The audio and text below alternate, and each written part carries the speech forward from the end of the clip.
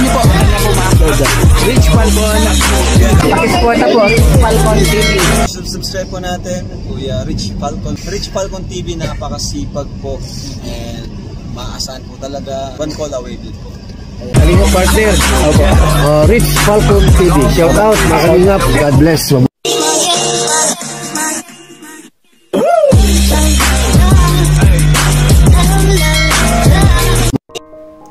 Sa kasagsagan ng Bagyong Christine, ito ang larawan ng bahay o ng lugar nila Rochelle na dating tagapag-alaga nila Kalinga Prab. Ito ay kuha sa mataas na parte ng bahay ng ibang tao at halos kalahati ng bahay ang nakalubog. Ito palang sinapit nila sa Bagyong Christine.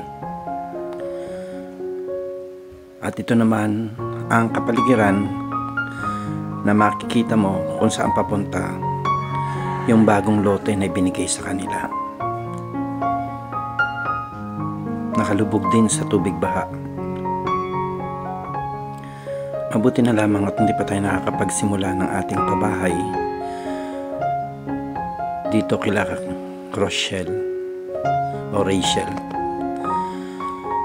at ma-anticipate natin kung anong klaseng bahay talaga ang dapat na gawin para sa kanila. Ganito kahirap ang kanilang kalagayan nang sila po ay dalawin ng Bagyong Christine. Subalit kailangang ipaglaban, kailangan patuloy lumaban sa buhay sa kabila ng lahat ng mga trahedyang ito. Ang nakakaawa lamang ay alam natin kung gaano ang paghihirap ngayon ng pamilya nila Rachel, ang dating tagapag-alaga ng mga anak ni Ate Edna at ni Kuya Bal na sila Kalinga Prab, si Kakay at saka si Grace. Tingnan po ninyo kung saan ang gagaling lahat ng mga tubig. Grabing baha, grabing kalamidad.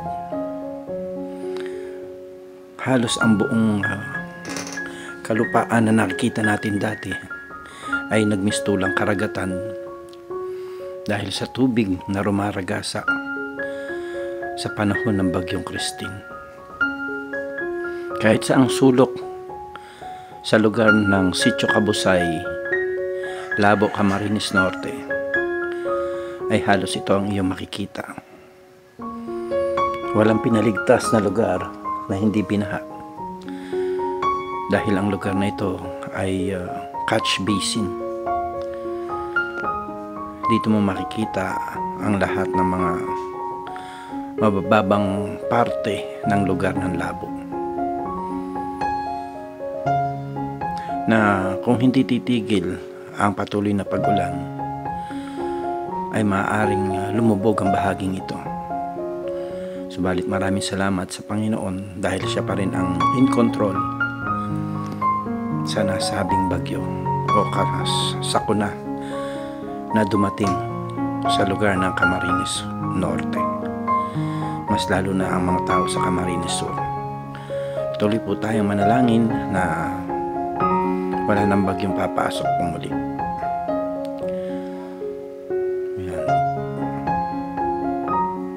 So ang mga tao dito sa lugar na ito kay kanya-kanyang asikaso, kanya-kanyang sagwa ng kanilang sariling mga bangka ng buhay upang mairaos ang kanilang mga pamilya.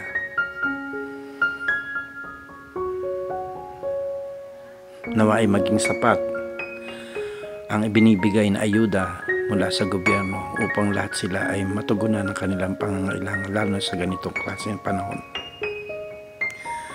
na hindi mo alam kung saan ka susuling at hindi mo alam kung saan ka kukuha ng ikabubuhay para sa mga anak. At ito naman ang nangyari sa mismong tahanan nila Rachel. Walang pinaligtas na gamit na hindi nabasa, walang pinaligtas na mga gamit na hindi nasira dahil sa tubig baha na pumasok sa kanilang tahanan. Halos kalahati ng kanilang bahay ay inabot ng tubig baha sa bagyong dala ni Christine. Dito ang makikita sa lahat ng sulok ng bahay, sa kabuuan ng kanilang bahay, maging ang kanilang mga tinatago-tagong mga gamit ay talagang inabot po ng bagyong Christine. Wala silang naisalba ng mga gamit na kailangan nilang itaas dahil wala naman po silang second floor. Ang kanilang mga kasangkapan, TV, washing machine,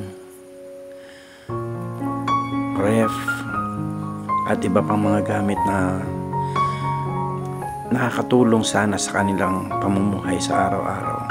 Lahat ng ito ay nasira.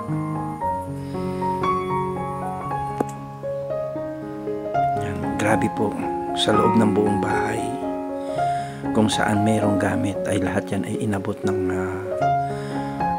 baha ng bagyong Christine. May mga naisalba man sila, mga maliliit na bagay lang na kanilang tinangay nung sila po ay lumikas papunta doon sa bahay ng kanilang na mataas na kanilang kapitbahay. Subalit halos lahat ng mga kagamitan nila, ang iba pa nga ay inanod ng tubig baha.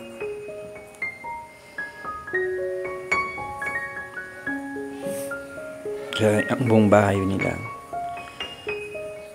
ay lahat na apektuhan. Subalit makikita mo dito sa kanilang tahanan, ito po ay makalipas ang tubig baha. Medyo natuyo ng konti ang kalupaan. Subalit ito po yung naunang nangyari sa kanila sa mismong araw ng baha. Kaya po ang kanilang tindahan, po yung kanilang bahay, pinasok mismo ng tubig baha. Malaking limasan po ang ginawa nila para lang pumatanggal ang mga tubig na ito at mga putik na pumasok sa kanilang tahanan. Halos hindi salarawan ni Ate Rachel kung anong kanyang mararamdaman. Tulala na lamang po ito dahil parang mas lalo silang dinadagukan sa kanilang mga nararanasan sa ngayon.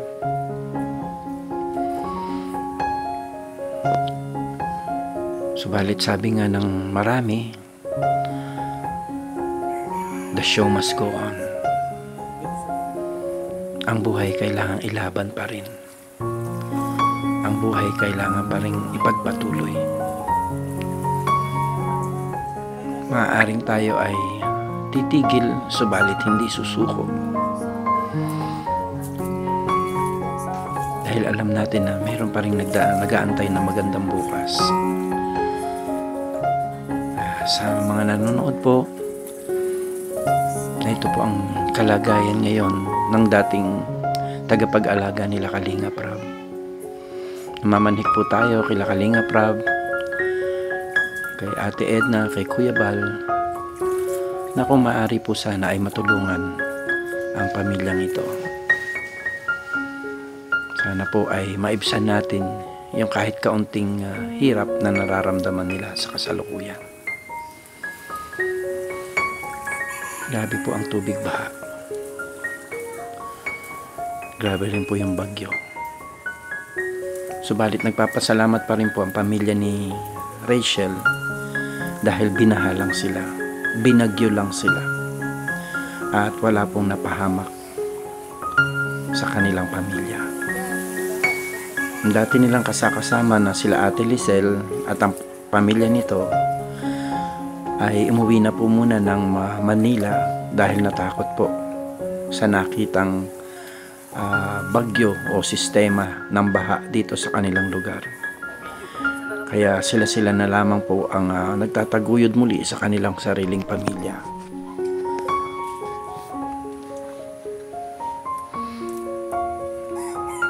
Nagtatanong si Rachel,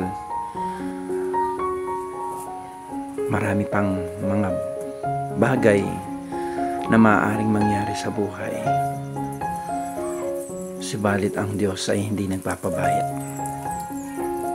natural na kasipagan ng mag-asawa, kahit na bumabagyo, bumabaha, ay sinikap pa rin ipagpatuloy ang buhay.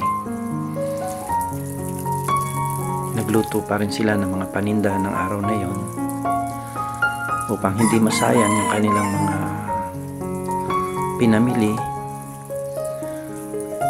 At dahil wala na nga po si Ate Lisel, ay ito si Charlie na ang gumagawa ng lahat ng mga preparasyon at pagluluto para po sa kanilang hanap buhay na lutong pagkain.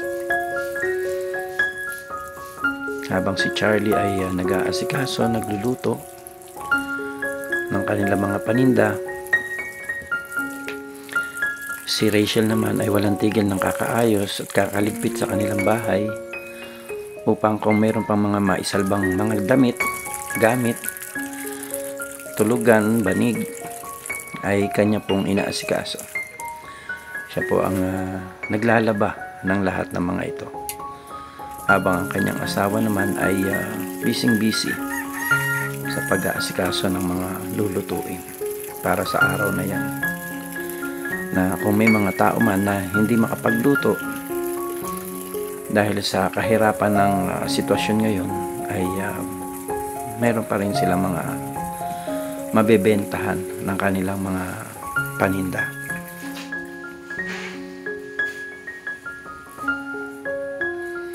Nakakawang isipin na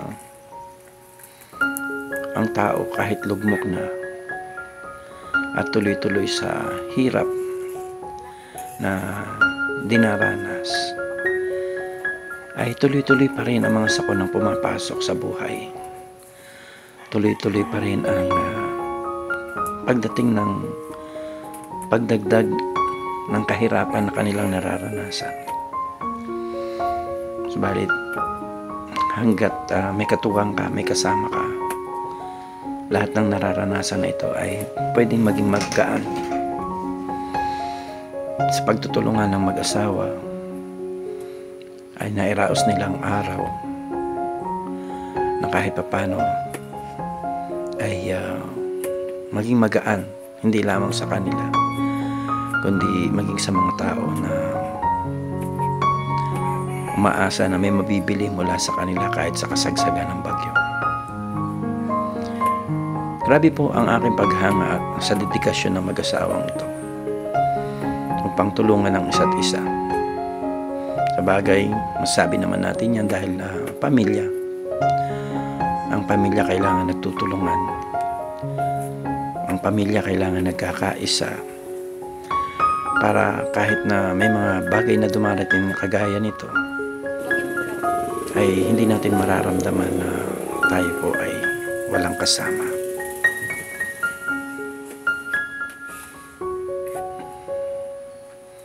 Grabe po ang sipag ng mag-asawa. Hindi tumitigil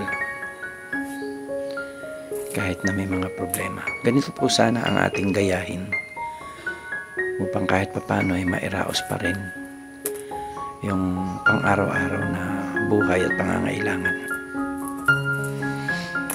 Kaya sa lahat po ng mga nanonood at nakasubaybay,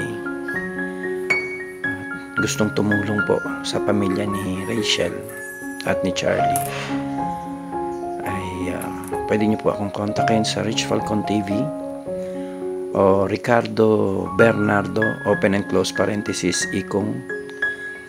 Meron din po tayong GCash, Ricardo Bernardo 0928-653-9242. Sana po ay makapagbigay tayo ng kahit na konting tulong sa pamilya ni Ate Rachel, na wala naman silang may ibang magagawa kundi ang talagang patuloy lang na lumaban at ipagpatuloy ang buhay.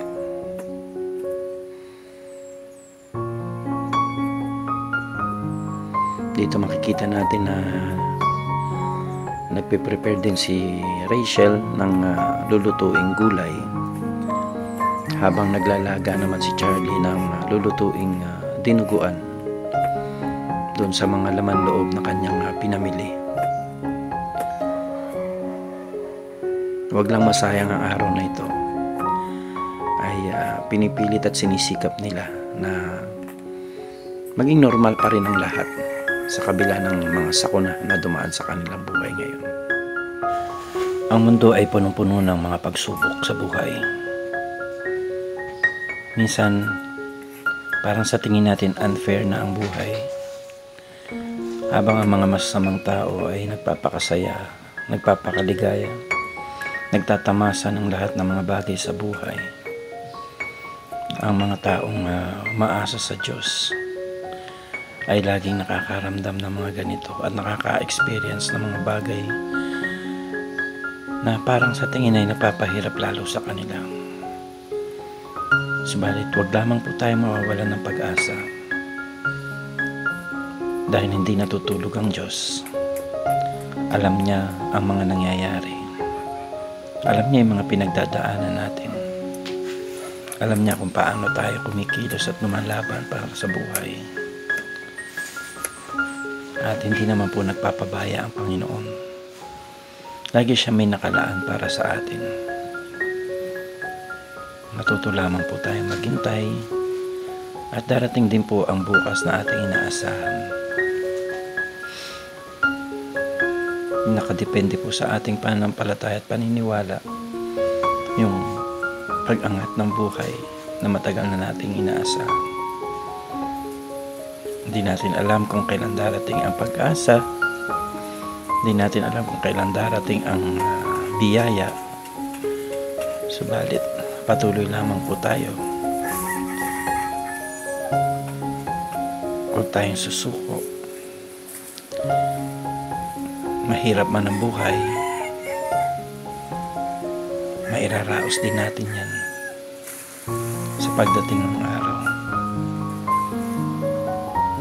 na oras na itinakda sa atin ng ating Panginoon. Ang importante, huwag tayong tumigil, huwag tayong sumuko, kagaya ng ginagawa nila Rachel, ni Charlie at ng kanyang mga anak. Tuloy lang sa buhay. Sikapin nating maging normal ang lahat-lahat. Dahil kagaya nga ng panahon, minsan umuulan, minsan bumabagyo. Pero natatapos ditang lahat at kasunod nito ay aaraw, muling sisikat ang haring araw upang bigyan tayo ng panibagong bukas. Dumarating ang gabi, subalit dumarating din ang umaga. Bukas ay panibagong araw. Ang panibagong araw, hatid ay ang panibagong pag-asa. Patuloy lang po tayo. Magtiwala sa Diyos. Siya na pinanggagalingan ng lahat ng bagay.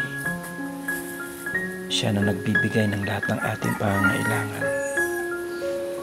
Hindi niya tayo iwanan, hindi niya tayo pababayaan.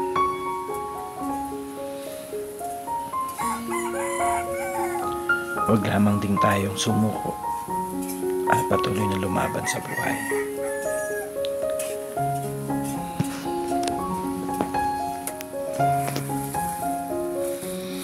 Sa mga nagsasabi na malayo pa ang umaga para sa kanila, pasasaan ba? Sisikat ang araw. Ang sakit at pait na nararanasan natin ay magkakaroon din niya ng kagalingan. Ang mga sugat ay naghihilom.